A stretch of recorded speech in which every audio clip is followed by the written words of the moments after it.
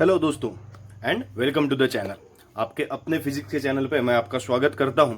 दोस्तों, जो मेरे नए दोस्त बने हैं 11th स्टैंडर्ड के बच्चे, आपके लिए मैं आज से बहुत ही ज़्यादा इम्पोर्टेंट और जो टॉपिक 12th में भी ज़्यादा इम्पोर्टेंट हो जाता है उस टॉपिक को लेके आया हूं। इसी नाम से हमारा 11th में भी चैप्टर है बेटा, और इसी नाम से हमारा 12th में भी चैप्टर है। तो आप इससे समझ सकते हैं कि हमारा कितना इंपॉर्टेंट ये सब चैप्टर होने वाला है। और ये चैप्टर आप बिल्कुल भी टेंशन मत लीजिए, कान में हेडफोन डाल दीजिए, वॉल्यूम बढ़ा दीजिए और अगले कुछ मिनट्स के लिए रिलैक्स होकर सुनिए कि मैं क्या कहना चाहता हूं और समझने की कोशिश कीजिए, क्योंकि ये आज का लेक्चर आपका बेस क्रिएट करने वाला लेक्चर है, जिसमें मैं इलेक्ट्रोस्टैटिक्स इस नए वर्ड के बारे में डिस्कशन करूंगा और चार्ज और प्रॉपर्टीज ऑफ चार्ज जैसी कुछ चीजों को आपको समझने की तैयारी में लगा दूंगा। और बेटा, एक क्वेश्चन हम देखेंगे आज जो एग्जाम में आता है, that is Coulomb's law for electrostatics. अब देखिए, एक बात है, हमने यहाँ पे थोड़ा सा लाइट का इफेक्ट बढ़ा दिया है। आपको कैसा लग रहा है वो भी आप कमेंट सेक्शन में लिखिए, और कमेंट सेक्शन में हर वक्त ये बताते रहिए कि आपको लेक्चर समझ में आ रहा है कि नहीं आ रहा है। तो बच्चा पार्टी देखिए, बहुत ही इंपॉर्टेंट स्ट्रक्चर है। हम सब के लिए इलेक्ट्रोस्टैटिक्स इतना आसान कर देंगे कि आपको सुनने में और पढ़ने में इतना मजा आएगा कि आपको लगेगा कि सेकंड पेपर ही इजी है। जो मैकेनिक्स वाला फर्स्ट पेपर है, जिसमें फोर्स की डिस्कशन होता है, जिसमें वर्क का डिस्कशन होता है, जिसमें मोमेंटम का डिस्कशन होता है, वैसा कुछ भी यहाँ पे नहीं होगा। ये एक अलग लेवल का फिजिक्स है, ये 12th लेवल का, यानी ये रियल फिजिक्स है, जिसको पढ़ाने में मुझे बहुत ही ज्यादा इंटरेस्ट है। ये मेरा फेवरेट सब्जेक्ट है, second paper of physics. And इसमें आप सबको ये समझ में आ जाएगा कि साइंस कितना बड़ा हो सकता है, साइंस ने हमारी खुद की लाइव्स को कितना अफेक्ट किया है, कितना अच्छा ये सब साइंस है। तो बेटा, आपको लेक्चर कंटेंट भी आपके सामने है, तो आपको हर एक जगह पे क्या करते चलना है, नोट डाउन भी करते चलना है। तो मेरी एक राय रहेगी कि बेटा पहले पूरा लेक्चर देख लीजिए, फिर उसके बाद में फिर से एक बार देखिए, ताकि आप सब कुछ लिख सके। इसी से नोट्स बन जाएगी दोस्तों। कोई दूसरी नोट्स की, दूसरे टेक्स्ट बुक की, दूसरे बुक की, रेफरेंस बुक की आपको जरूरत नहीं पड़ेगी। ये मैं आपको गारंटी देता हूं। यहीं से लिखिए, यहीं से आपका सब कुछ हो जाएगा। तो चलिए चैप्टर को स्टार्ट करते हैं। और सबको मैं good morning, good afternoon, good evening कहता हूं। जहां जहां से भी आप लोग देख रहे हैं, सब जुड़ते रहिए दोस्तों और चैनल को सपोर्ट करते रहिए। तो चलिए सबसे पहली बात पे डिस्कशन करते हैं, नाम पे। अब नाम में क्या रखा है, शेक्सपियर साहब ने कहा था। अब नाम में क्या रखा है, तो हम तो ये निकाल के दिखाएंगे कि नाम में क्या रखा है। चैप्टर का नाम है इलेक्ट्रोस्टैटिक्स। ओके, इलेक्ट्रोस्टैटिक्स का मतलब क्या होता है, समझ लीजिए। इलेक्ट्रॉन आप सबने सुना है। मैं क्यों डिटेल में बोल रहा हूं, क्योंकि आप सब बच्चे नए हैं, आप सब बहुत नए लोग हैं, और आप नए हैं इसलिए आपको फिजिक्स के बारे में ज्यादा पता नहीं है। तो मैं इतने बेसिक से शुरू करूंगा ताकि कोई अगर बच्चा 10वीं तक पढ़ा भी नहीं होगा तो उसको इलेक्ट्रोस्टैटिक्स आज समझ में आ जाएगा।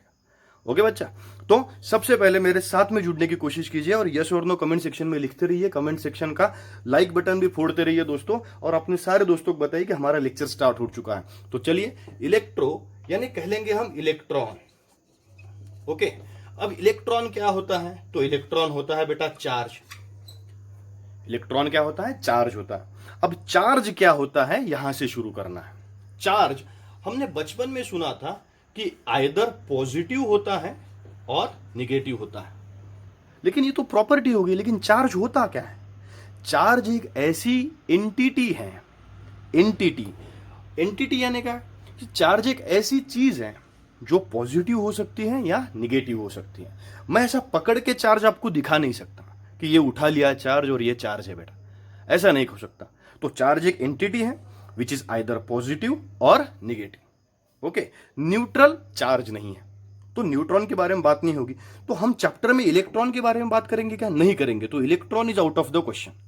इस पूरे चैप्टर का जो राज है वो इसमें है कि हम किसके बारे में डिस्कशन करेंगे, चार्ज के बारे में डिस्कशन करेंगे, जिसको हम इंडिकेट करेंगे कैपिटल क्यू से या स्मॉल क्यू से, दैट डिपेंड्स। लेकिन क्यू से हम इसे डिस्प्लेस करेंगे कि क्यू यानी हमारा क्या हो गया, चार्ज, आइदर कैपिटल और स्मॉल, और चार्ज होगा आइदर पॉजिटिव और नेगेटिव। ये हो गया पहला वर्ड। और दूसरा जो वर्ड हमारा चैप्टर डिफाइन करता है, जो चैप्टर डिफाइन करेगा वो होता है बेटा स्टैटिक्स। अब स्टैटिक्स यानी क्या, स्टैटिक्स यानी स्टेट ऑफ रेस्ट। ये बहुत इंपॉर्टेंट है, यानी चार्ज कहीं नहीं जा रहा है, charge at the state of rest है। यानी अगर मैंने ये चार्ज निकाल लिया तो ये कहीं नहीं जा रहा है, करंट नहीं हो रहा है यहां पे क्रिएट, ये करंट नहीं है, ये करंट के पहले की हम बात कर रहे हैं। समझ में आ रहा है आपको कितना इंपॉर्टेंट बात कर रहा हूं मैं, कि इससे करंट प्रोड्यूस होगा।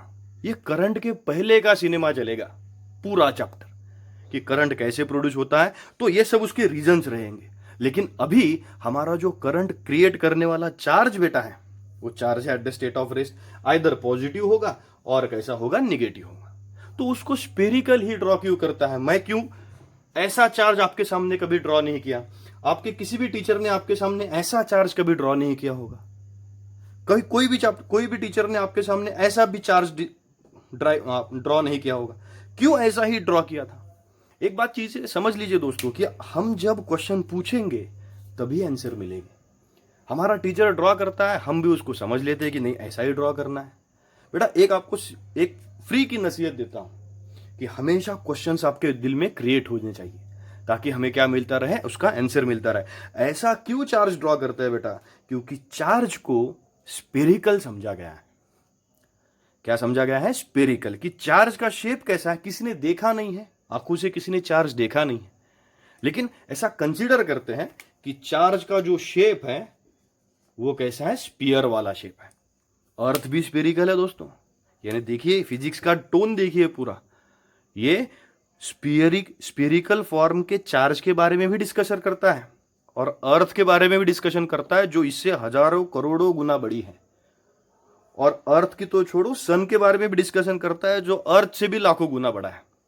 तो फिजिक्स का ये पूरा मजा ही ऐसा है कि charges which are at the state of rest is called as electrostatic. समझ में आ गया बच्चा? कि पूरा चैप्टर कैसे बनेगा, कि where charges are at the state of rest. तो हम पहले बार लिखने की कोशिश करेंगे। तो चलिए हमारा ज्ञान का पिटारा खोल देते हैं अब चार्जेस के बारे में। ये मैंने चार्ज के बारे में जितना नेसेसरी है और जितना आपको पता होना चाहिए सब यहाँ पे लिख दिया है बेटा। अपने नोटबुक में ऐसा इसे नोट डाउन कर लीजिए, बहुत इंपॉर्टेंट चीज होने वाली है। इलेक्ट्रोस्टैटिक्स यानी science which deals with the charges which are at the state of rest. ये चार्जेस है which are at the state of rest है। चार्ज में भी पॉजिटिव, जिसे हम प्लस क्यू से इंडिकेट करेंगे, और निगेटिव, जिसे हम किससे इंडिकेट करेंगे, माइनस क्यू से। अब बात होती है जिसके दिमाग में स्केलर्स वेक्टर्स पक्का बैठा है, तो वो सोचेगा कि सर इस पे कैप क्यों नहीं है? तो बेटा charge is scalar quantity. Quantity ही कैसी बनी है? स्केलर क्वांटिटी है, तो डायरेक्शन की नेसेसिटी नहीं है। हाँ, चार्ज को डायरेक्शन नहीं जरूरी है, लेकिन चार्जेस के फोर्सेस को तो नेसेसरी है, क्योंकि फोर्स तो वेक्टर है। तो बेटा क्या होगा? Two like charges will always repel each other. Like charges आपने बचपन में पढ़ा होगा, लेकिन फिर से पढ़िए, फिर से एक बार उसको दिमाग में भर लीजिए, अपने दिमाग को सैंड पेपर से घिस लीजिए और उसको दिमाग में उतार लीजिए पूरा का पूरा, कि दो लाइक चार्जेस एक दूसरे को रिपेल करेंगे। अब लाइक करने के बाद आपको दूसरी बात बताने की जरूरत नहीं है, आपको पता है। आप में से बहुत लोग होंगे जो सब एक दूसरे को लाइक करते होंगे, लेकिन एक बात समझ लीजिए, अगर दो सेम पर्सन है तो एक दूसरे को क्या करेंगे? रिपेल करेंगे। Like charges repel each other. Like charges repel यानी दूर जाएंगे एक दूसरे से। यानी समझ लीजिए ये एक लाइक पॉजिटिव चार्ज, ये पॉजिटिव चार्ज, ये आया ये रिपेल कर लिया। नहीं, इसने देखा कि आगे पॉजिटिव चार्ज है, ये निगेटिव आया इधर से निगेटिव आया, रिपेल कर लिया, क्योंकि इसने देखा कि आगे भी कौन सा चार्ज है? Negative charge. तो लाइक चार्जेस एक दूसरे को रिपेल करेंगे, यानी इन दोनों का फोर्स अवे डायरेक्टेड होगा। अवे, ये फोर्स को आप पकड़ लीजिए। इस फोर्स पे मैं बहुत ज्यादा डिस्कशन करने वाला हूं, पूरा चैप्टर इस फोर्स पे ही रहने वाला है, ये जो मैं फोर्स कह रहा हूं उस पर। और टू अनलाइक चार्जेस, यानी एक इधर से पॉजिटिव आया, इधर से निगेटिव आया, बेटा मिल गए, एक दूसरे से बिल्कुल शेक हैंड कर लिया उन्होंने, बिल्कुल। क्यों? क्योंकि ये पॉजिटिव है, ये निगेटिव है, और ये पॉजिटिव, इधर का पॉजिटिव आ गया, इधर से निगेटिव, बिल्कुल शेक हैंड कर लिया, टेंशन नहीं लिया। क्योंकि क्या? Unlike charges will always attract each other. ये तो सृष्टि का नियम है, ये तो कुदरत का करिश्मा है बेटा, कि two positive charges will repel and two negative charges will also repel. Positive negative will attract, negative positive will attract. यानी इसको सम अप कैसे कर सकते हैं कि two like charges always repel each other, two unlike charges will always attract each other. Okay, अब ये जो फोर्स है ना, ये फोर्स जो है, ये कहीं मुझे ग्रेविटेशन की याद दिलाता है। ये आपको पता चलेगा इस लेक्चर के बाद में। और अगर याद आ जाए तो मुझे बोलना बेटा कि याद आ गया सर, चमक गया सर दिमाग में, ट्यूबलाइट चल गया, अब इलेक्ट्रोस्टैटिक्स आसान हो जाएगा। क्योंकि ग्रेविटेशन नाम का कुछ तो भी आपने सुना है कि एक मास है दूसरा मास है, इन दोनों में फोर्स ऑफ अट्रैक्शन है, ऐसा न्यूटन साहब ने बोले थे हमें। न्यूटन साहब तो हर एक चीज के फादर ऑफ फिजिक्स ही बोल सकते हैं हमें। तो ये दोनों के बारे में बात डिस्कशन कर सकते हैं। तो ऐसा इन दो चार्जेस में जो फोर्स है, ये रिपल्शन का है, ये अट्रैक्शन का है, इस फोर्स को भी तो कोई फॉर्मूला होगा, इस फोर्स का भी तो कोई फॉर्मूला होगा कि फॉर्मूला क्या बनेगा। तो इसी फॉर्मूला को बनाने के लिए फिर पिक्चर में आए हमारे कूलम्ब साहब, साइंटिस्ट का नाम था कूलम्ब। और इनफैक्ट आप यहां पे ये भी चीज लिख सकते हैं कि हमारा जो चार्ज है उसका यूनिट भी कूलम्ब है। चार्ज का जो यूनिट है वो क्या है, कूलम्ब, और इसे इंडिकेट करते हैं हम सी से। ओके, तो इन जनाब के नाम पे ही लॉ है, और इन्होंने ही इस फोर्स को डिफाइन किया था कि फोर्स ऑफ रिपल्शन कितना होगा, फोर्स ऑफ अट्रैक्शन कितना होगा। यूनिवर्स में आप कहीं पे भी चार्ज रख दो, आपके घर में रखो, आप हमारे बोर्ड पे रखो, या कोई जाके मून के बाजू में 2 चार्ज रख के आ जाए, ओके, कहीं पे भी रख दीजिए, जो चार्ज बनेगा, जो फोर्स बनेगा, वो फोर्स हमें कौन सा लॉ देगा, कूलम्ब्स लॉ। आ रहा है ना मजा। तो वो फोर्स कौन सा लॉ देगा, हमें कूलम्ब्स लॉ देगा। और इस कूलम्ब्स लॉ की तरफ जाना है, अभी हमें कहा जाना है कूलम्ब्स लॉ की तरफ। तो मैं इसे क्या कर लेता हूं, इसे पूछ लेता हूं, एक बार ये आपको समझ में आएगा। एक बार फिर से रिपीट कर देता हूं कि science which deals with the charges at the state of rest, it is called as electrostatics. Charges में बी पॉजिटिव और नेगेटिव। ये तो बच्चा पार्टी का थ्योरी है, ये इसे इसमें टाइम नहीं गंवाना है। ओके, ये तो क्वेश्चन एग्जाम में नहीं आएगा, ऐसा इतना गरीब नहीं हुआ है फिजिक्स की ये क्वेश्चन पूछ ले अभी। ओके, लेकिन ये आपको पता रहना चाहिए कि charge is a scalar quantity, unit of charge is coulomb, two like charges will always repel each other, repel, and two unlike charges will always attract. तो ये रिपेल करने का फोर्स है और ये अट्रैक्ट करने का फोर्स है। ये नीचे शैडो बहुत अच्छी चल रही है कि नहीं। तो ये रिपेल करने का जो फोर्स है और अट्रैक्ट करने का जो फोर्स है, इस फोर्स के बारे में हमें किसने बताया था, कूलम ने बताया था। तो 1-2 मिनट में आपको बेसिक्स कूलम्स लॉ के बता दूंगा, फिर हम उसके थ्योरी तक जाएंगे। ओके बेटा, तो इसे मैं अभी पूछ लेता हूं। तो कूलम्स लॉ के बारे में एक बार बात करेंगे। अब ध्यान से, अब पूरा कॉन्सेंट्रेशन बोर्ड पे मेरे। ये हो गया पॉजिटिव चार्ज, हमने रख लिया। कहां पे रखा ये चीज पूछ सकते हैं आप बेटा, कहीं पे भी रख दो यूनिवर्स में, कहीं पे भी। तो ये हो गया पॉजिटिव चार्ज, ये हो गया पॉजिटिव चार्ज, ये एक दूसरे को क्या करेंगे, रिपेल करेंगे। ये हो गया नेगेटिव चार्ज, ये हो गया नेगेटिव चार्ज, ये भी एक दूसरे को क्या करेंगे, रिपेल करेंगे। ये हो गया पॉजिटिव चार्ज, ये हो गया नेगेटिव चार्ज, ये एक दूसरे को क्या करेंगे, रिपेल करेंगे। ये लिखना नहीं है, लिखने के लिए मैं बोलूंगा, जो मैं कलरफुल पेन से लिखूंगा वो आपको लिखना है। और ये नेगेटिव चार्ज हो गया, ये पॉजिटिव चार्ज हो गया, ये भी एक दूसरे को क्या करेंगे, अट्रैक्ट करेंगे। ये दोनों अट्रैक्ट, ये दोनों अट्रैक्ट, ये दोनों रिपेल। अब समझ लीजिए कि इनमें लाइन ऑफ फोर्स ये है, ये होगी इनकी लाइन ऑफ फोर्स, ये होगी इनकी लाइन ऑफ फोर्स। सेंटर, हमेशा फोर्स कैसे एक्ट करता है बेटा, centre of first charge to the centre of another charge. समझ में आ गया, ये फर्स्ट चार्ज का सेंटर टू सेकंड चार्ज का सेंटर, फर्स्ट चार्ज का सेंटर टू सेकंड चार्ज का सेंटर। तो ऐसी ये होगी लाइन ऑफ फोर्स।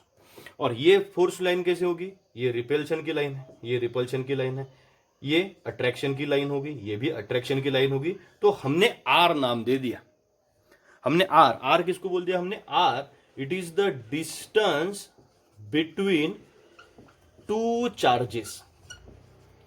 क्या नाम दे दिया, डिस्टेंस बिटवीन 2 चार्जेस। कौन से भी 2 चार्जेस जो हमने पकड़े हैं उनमें का डिस्टेंस हमने क्या कंसीडर कर लिया, आर। क्लियर बेटा, आर क्लियर, कमेंट बॉक्स में लिखिए कि आर क्लियर हो गया। तो ये हो गया हमारा Q1, ये हो गया हमारा Q2। ओके, Q1 Q, ये फर्स्ट चार्ज, ये सब इधर के फर्स्ट चार्ज, ये इधर के सेकंड चार्ज। अब हमारे पास क्या बन गया कि इन दोनों का फोर्स, कोई भी पेयर का फोर्स, इससे ज्यादा तो पेयर बनेगी नहीं, कोई भी 2 चार्जेस में का जो फोर्स है, कोई भी 2 चार्जेस में का जो फोर्स है, वो डायरेक्टली प्रोपोर्शनल होगा 2 चार्जेस के मल्टीप्लीकेशन से। ओके, ये ट्राइड एंड टेस्टेड फॉर्मूला है, जैसे न्यूटन ने बताया था ग्रेविटेशन का, सेम वैसे ही फॉर्मूला आएगा कि फोर्स ऑफ अट्रैक्शन और रिपल्शन, ये फोर्स दोनों तरफ का हो सकता है ना, ये आइदर अट्रैक्शन का है और रिपल्शन का है, दोनों टाइप का फोर्स है। फोर्स ऑफ अट्रैक्शन और रिपल्शन कोई भी हो, लेकिन उसका मैग्नीट्यूड सेम ही रहेगा, वो चेंज नहीं होगा। फोर्स ऑफ अट्रैक्शन और repulsion is directly proportional to Q1 into Q2, Q1 multiplied by Q2। इसको कौन सा प्रोपोर्शन है?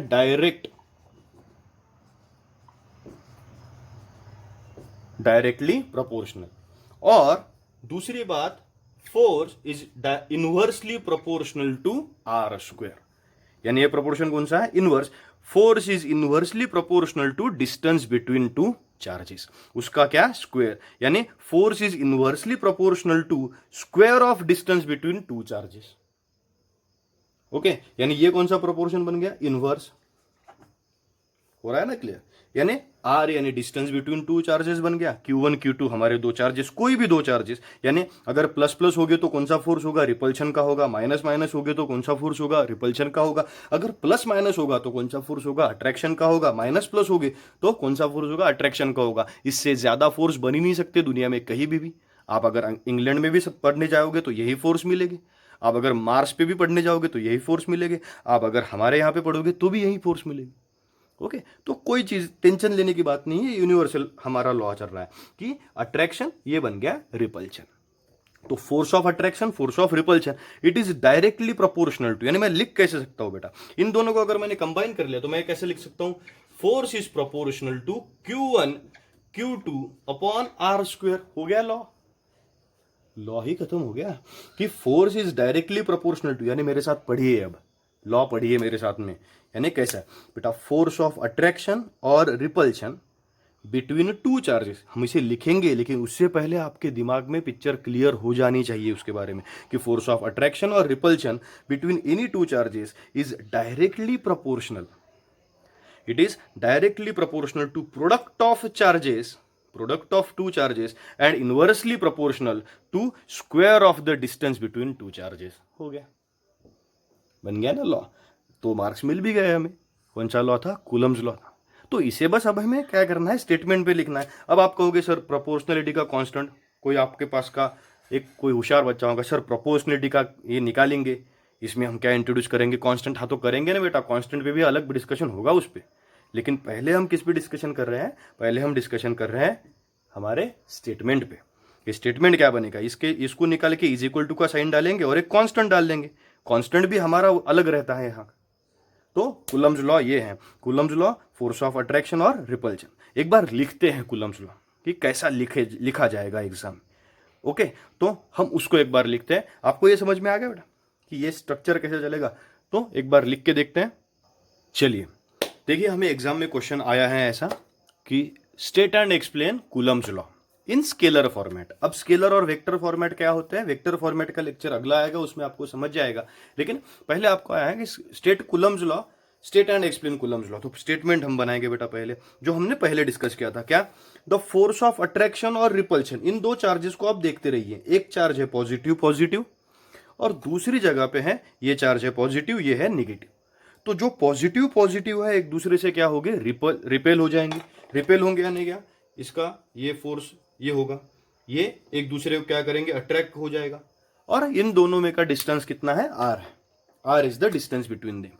अब हमने स्टेटमेंट क्या लिखा है? स्टेटमेंट मेरे साथ में सब दोहराएंगे।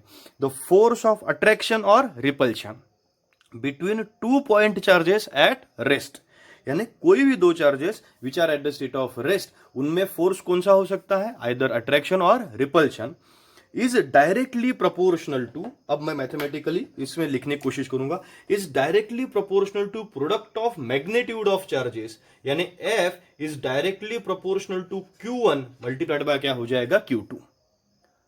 ओके, यानी ये हमारी पहली स्टेप होगी कि इन दोनों में का, इसे मैं बराबर लिखूंगा, एक मिनट, हैंडराइटिंग अगर खराब हो तो मुझे अच्छा नहीं लगता है।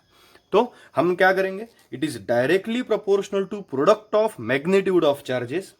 ओके, अब कहीं कोई कहेगा दो से ज्यादा चार्जेस होंगे तो बेटा उसका स्टेटमेंट आएगा, उसका लॉ अलग आएगा हमारे लिए, तो उसका टेंशन मत लीजिए, आपके सब क्यूरीज सॉल्व हो जाएंगी। तो हम क्या कहेंगे कि फोर्स ऑफ अट्रैक्शन और रिपल्शन, यानी पहले केस में होगा रिपल्शन, दूसरे केस में होगा अट्रैक्शन।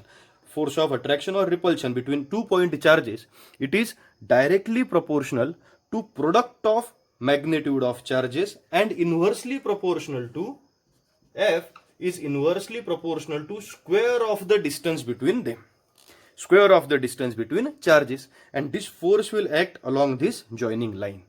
ये हो गया हमारा लॉ। ओके, अब लॉ को हम कंबाइन करके लिख सकते हैं। हम कैसा लिख सकते हैं लॉ को कंबाइन करके कि force is directly proportional to product of their charges and inversely proportional to square of the distance between them. ये फोर्स कैसा हो सकता है, आइदर रिपल्शन वाला, आइदर अट्रैक्शन वाला। अब प्रोपोर्शनलिटी का साइन निकाल के हम क्या करेंगे, F इज प्रोपोर्शनल टू और प्रोपोर्शनलिटी का हमें साइन क्या करना है, अब निकाल लेना है। तो हम क्या लिख सकते हैं, F is equals to, proportionality का साइन निकालेंगे ना, प्रोपोर्शनलिटी का साइन निकालेंगे तो एक इंट्रोड्यूस करना पड़ेगा हमें constant K Q1 Q2 upon R square. तो ये होता है बेटा हमारा फोर्स। इसे कौन सा फोर्स कहा जाता है, Coulomb's force.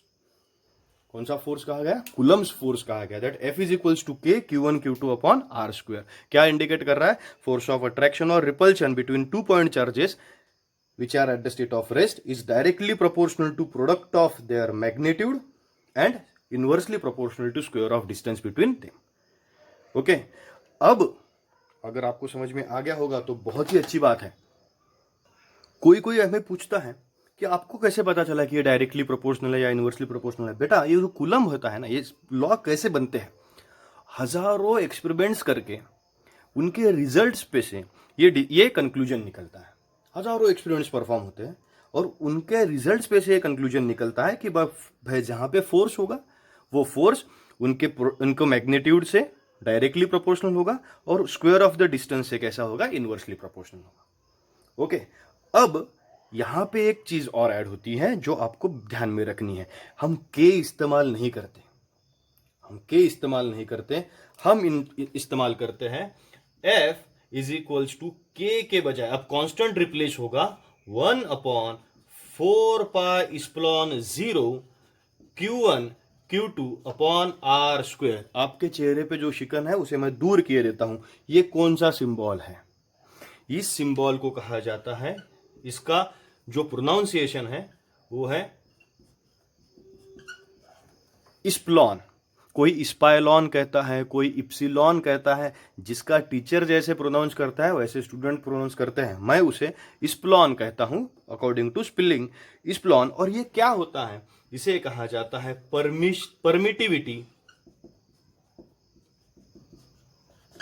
Permittivity of medium.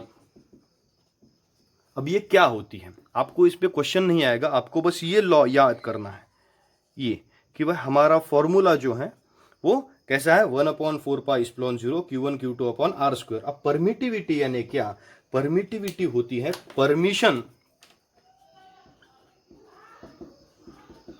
Permission of medium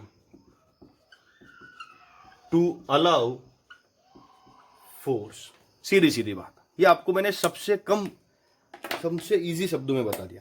यानी कैसे, इसको एक्सप्लेन करेंगे ना हम, शांति से देखिए कि अगर एयर है, दो चार्जेस एयर में रखे हैं तो एयर मीडियम की परमिटिविटी ज्यादा होगी। कोई परमिशन देता है, जैसे कोई क्लास में कोई टीचर होता है जिसके क्लास में आप एक दूसरी इधर उधर की बातें कर सकते हो तो उनकी परमिटिविटी ज्यादा है, परमिशन देने की क्षमता उनकी ज्यादा है। कोई टीचर होता है कि जिसके क्लास में आप बिल्कुल भी गड़बड़ नहीं कर सकते तो उनकी परमिटिविटी कैसे है, कम है। तो मीडियम के ऊपर डिपेंडेंट है, मीडियम के ऊपर डिपेंडेंट है कि हमारा लॉ, हमारा फोर्स कितना एक्ट करेगा। और उस मीडियम का जो कांस्टेंट बनेगा वो होता है 1 अपॉन 4 पाई इप्सिलॉन 0। ये कांस्टेंट टर्म है बेटा, जैसे के होता है वैसे ये लॉ, ये कांस्टेंट टर्म है। यानी मीडियम के ऊपर डिपेंड है कि कूलम्स लॉ कैसे अप्लाई होगा।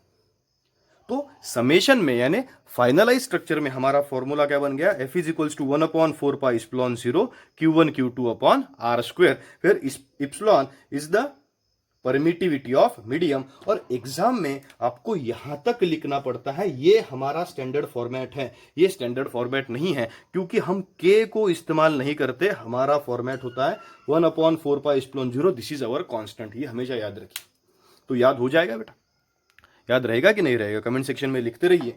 और ये बन गया आपका स्टेटमेंट ऑफ कूलम्स लॉ। एक बार फाइनलाइज करते हैं, यहाँ पे हमें रुकना है आज, और एक बार फाइनलाइज करते हैं स्टेटमेंट क्या है। द फोर्स ऑफ अट्रैक्शन और repulsion between 2 point charges at rest, it is directly proportional to the product of magnitude of charges and inversely proportional to the square of the distance between them. तो हमने लिख लिया F is proportional to Q1 Q2 upon R square. Proportionality constant को K से replace किया और के constant इस चैप्टर में हमेशा नहीं, इस चैप्टर में इस लॉ के लिए कांस्टेंट क्या है 1/4 पाई इप्सिलॉन 0। फिर इप्सिलॉन 0 क्या होता है, परमिटिविटी ऑफ मीडियम। ओके बेटा, ध्यान में आ गया। तो आप सब लोग कमेंट सेक्शन में बताइए कि सर चमक गया है ट्यूबलाइट के जैसा। इसका स्क्रीनशॉट भी निकाल लीजिए जल्दी से, ताकि आपको लिखने में आसानी हो जाए। देखिए मैं बोलता हूँ आपको यही लॉ में लिखना है आपको, मैं तो इतने जगह में लिखता हूँ, आपका तो पेज भर ही जाएगा आराम से। ओके बेटा, तो सब लोग ध्यान से पढ़ते रहिए।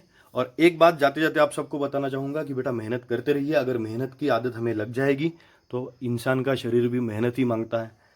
कोई आलसी बनता है तो बंदा आलसी ही रह जाता है। ओके, जैसी हमारे शरीर को आदत लगाओगे वैसी लगेगी।